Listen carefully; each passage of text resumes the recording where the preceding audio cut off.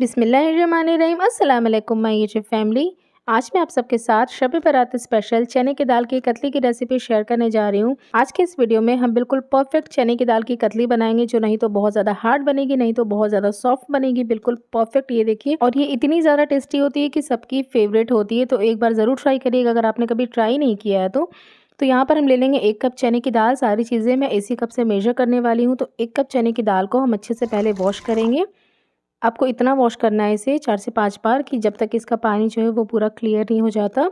और बहुत से लोग ना चने की दाल को भिगो कर रखते हैं 2, 3, 4 घंटे के लिए, लेकिन मैं यहाँ पे डायरेक्ट इसे बनाने वाली हूँ। आप चाहे तो इसे भिगो कर भी रख सकते हैं। तो अब यहाँ पे हम ले लेंगे एक प्रेशर कुकर। इसमें इस चने की दाल को हम डाल देंगे जिसे हमने अभी धोकर रखा था। और अब हमें इसमें पानी ऐड करना है। इसे बॉयल करने के लिए पानी या फिर दूध, आप कुछ भी यूज़ कर सकते हैं। आज मैं यहाँ पे दूध यूज़ कर रही हूँ। तो जितना हमने दाल लिया था ना 1 कप, उससे थोड़ा-सा कम, मतलब 3/4 कप हम इसमें दूध ऐड करेंगे या फिर पानी। मतलब लिक्विड इतना होना चाहिए कि जो ये पूरी दाल है वो डूब जाए। ये देखिए, इससे ज़्यादा आपको ऐड नहीं करना है, वरना दाल जो है वो बहुत ज़्यादा मैशी-मैशी हो जाएगी। दाल को हमें 100% गलाना है, लेकिन उस वो ना खड़ी-खड़ी भी होनी चाहिए। तो इसलिए हम इसमें इतना ही लिक्विड ऐड करेंगे। अब इसे हमें कुक करना है 4 से 5 विसल आने तक। 1 विसल जब हाई फ्लेम पर आ जाए तो उसके बाद आप फ्लेम को लो मीडियम पे कर दें 3 से 4 विसल आने तक। तो यहाँ पे देखिए, पूरा प्रेशर निकल जाने के बाद मैंने इसे खोला है। दाल पूरी खड़ी-खड़ी और वो गल भी गई है। अगर ढक्कन खोलने के बाद आपको लगे कि नीचे में थोड़ा-सा लिक्विड बच गया है, तो आप उसे गैस का फ्लेम हाई पे करके ढक्कन खोल के सुखा भी सकते हैं। इसे ठंडा होने के लिए रख देंगे। और यहाँ पर देखिए, मैंने चीनी भी ले लिया है उसी कप से 3/4 कप। अगर आप मीठा ज़्यादा पसंद करते हैं तो आप इसमें 1 कप चीनी डालें, मतलब जितनी दाल थी उतना ही आप चीनी यूज़ करें। मैंने इतना ही लिया है 3/4 कप। इसके बाद हमें चाहिए होंगे कुछ ड्राई फ्रूट्स। तो मैंने यहाँ पर ले लिया है काजू, बादाम और ये सूखा नारियल है जिसे मैंने कद्दूकश किया है। और इसके बाद हमें चाहिए होगा थोड़ा-सा पिस्ता। आप ड्राई फ्रूट्स पे कोई सा भी ले सकते हैं, जो भी आपको पसंद हो। और अगर वीडियो थोड़ी-सी भी अच्छी लगे तो प्लीज़ एक लाइक देकर मोटिवेट करें, ताकि मैं आगे और भी अच्छी-अच्छी रेसिपीज़ लेकर आऊँ।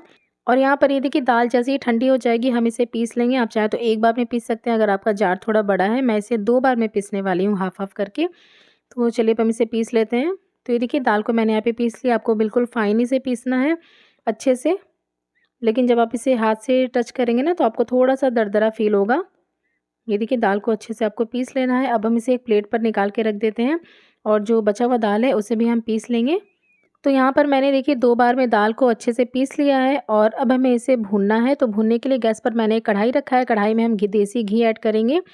और ये मैंने हाफ़ कप देसी घी लिया है। सारे इंग्रीडिएंट्स की लिस्ट ना आपको नीचे डिस्क्रिप्शन बॉक्स में मिल जाएँगे, तो आप चेक कर लीजिएगा। घी ऐड करने के बाद हम इसमें पूरी की पूरी दाल ऐड कर देंगे। और अब हम इसे भूनेंगे। करीब इसे भूनने में मुझे ना 23 से 24 मिनट लगा था। और स्टार्टिंग के 15 मिनट आपको इसे मीडियम फ्लेम पर भूनना है, क्योंकि स्टार्टिंग में इसमें मॉइस्चर थोड़ा ज़्यादा होता है, तो उसे उड़ाने के लिए हम मीडियम फ्लेम पे इसे भूनेंगे। और जब 15 मिनट में ये थोड़ा भून जाएगा तो फ्लेम आप लो पे कर दें, वरना ये बॉटम पे लग भी सकता है।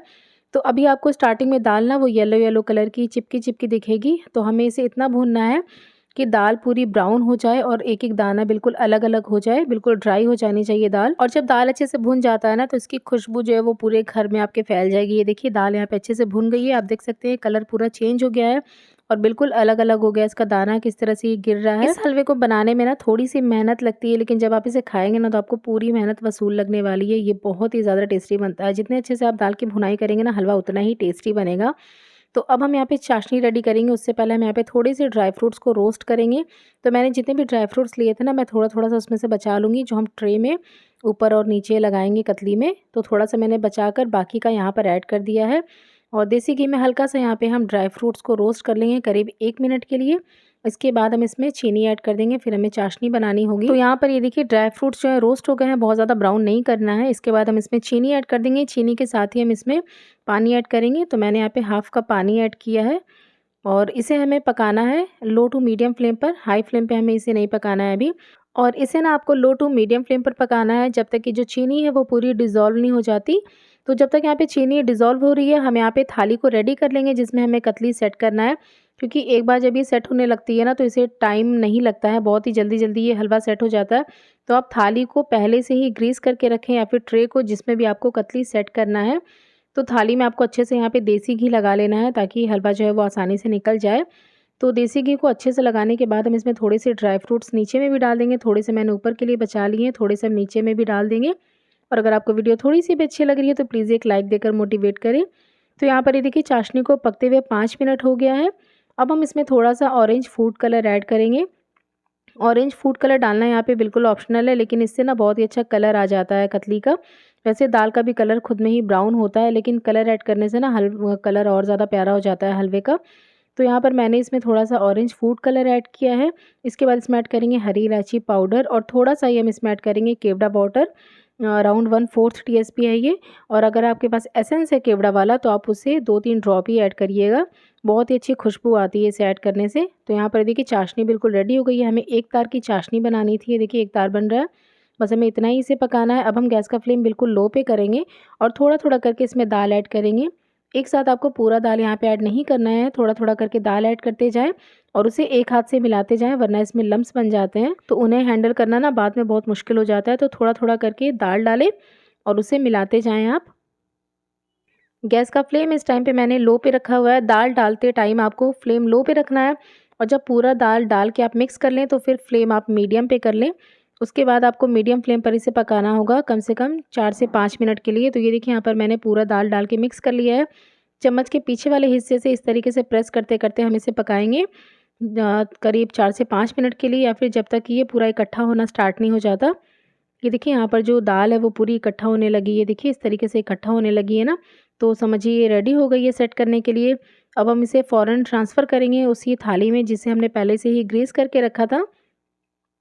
तो यहाँ पर मैंने इसे थाली में डाल दिया है और मेरे पास यहाँ पे सिलिकॉन का स्पैचुला है तो मैं उसी से फ्लैट करूँगी। उसे आपको ग्रीस करने की ज़रूरत नहीं है, उसमें नहीं चिपकता ये। लेकिन अगर आप स्टील के कटोरी या फिर चम्मच से कर रहे हैं ना, तो उसमें पीछे वाले हिस्से पे पहले देसी घी अच्छे से लगा लें जिससे कि ये उस पे चिपके ना। तो मैं यहाँ पे स्पैचुला से कर रही हूँ तो देखिए आसानी से हो जाता है। हल्का-हल्का सा फ्लैट करेंगे और जो हमने ड्राई फ्रूट्स को बचा के रखा था ना, वो भी हम यहाँ पे फ़ौरन इसके ऊपर डाल देंगे, वरना बाद में वो चिपकते नहीं हैं तो निकल जाते हैं कट करते टाइम। तो इसी टाइम पे हम इसमें ऊपर से सारे ड्राई फ्रूट्स को भी डाल देंगे और हल्का-हल्का सा ऊपर से फिर से प्रेस करेंगे जिससे कि ये इसमें चिपक जाएँ।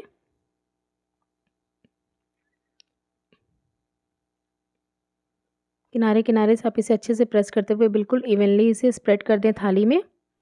और अच्छे से इसे फैलाने के बाद हम जब ये हल्का गर्म होगा ना, उसी टाइम पे हम इसे चाकू से कट भी कर लेंगे, मतलब निशान लगा देंगे। क्योंकि जब ये सेट हो जाएगा तो फिर ये कट नहीं पाएगा। तो आप इसे हल्के गरम पे ही चाकू से निशान लगा दें इसके ऊपर, जिससे कि बाद में जब ये सेट हो जाता है तो ईज़िली निकल जाता है। तो यहाँ पर मैं इसे बर्फ़ी के शेप में कट कर रही हूँ, आप चाहे तो स्क्वायर भी कट कर सकते हैं।